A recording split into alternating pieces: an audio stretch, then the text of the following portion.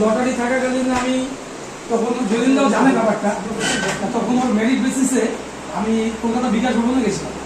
তখন পাত্র চ্যাটার্জি রেকমেন্ড করে দিচ্ছিল 1 নম্বরে ভর্তি হয়েছিল, কিন্তু যেহেতু সরকারি স্কুল সিট ছিল, হেড বলছে আমি খুবই দুঃখিত। তখন রামভোলাতে লটারি টটারি তো নাই, সব কমপ্লিট হয়ে গেছে, এবার ওকে তো কেউ ভর্তি নিচ্ছে না, রামভোলাই লাস্ট স্কুল, অন্য স্কুলে তো দিব না। তখন ওই তপনবাবু যারা ছিল আর কি, তারা আমার মেরিট দেখে হ্যাঁ রামভোলাতে এই লটারি সিস্টেম হয়ে গেছে। আমি দিয়েছিলাম কিন্তু লটারি হয়ে গেছে। তারপর দেখলাম যে আমি জেনে থেকে রামভোলা বেটার। আমি ওকে দেওয়ার পরে বুঝতে পারলাম রামভোলার প্রত্যেকটা টিচার ওকে এই 5টা বছর খুবই যত্ন সহিত পড়াশোনা করিয়েছে।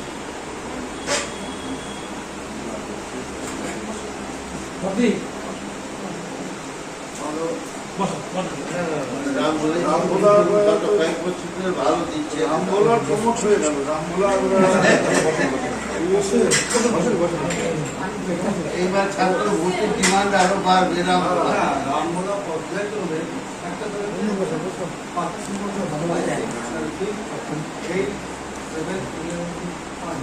মাস্টারমশাইরা খুব যত্ন সহিত স্যার পড়ায়। তপনবাবু আসার পর তোমার খুব ভাইয়ের সেন্টারে দেখা হলো, অবশ্যই আমার সাথে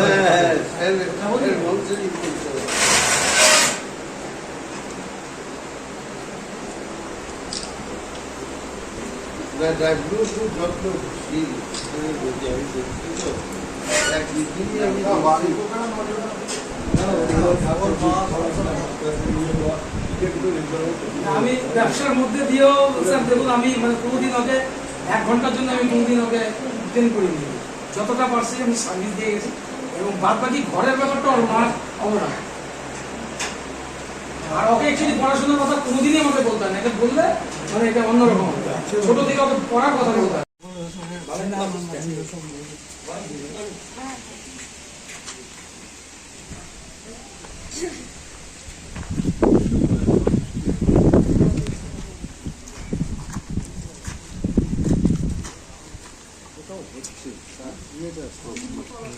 হ্যাঁ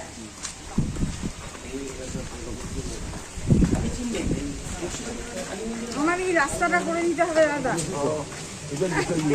এই রাস্তাটার কথাই আমি বলছি।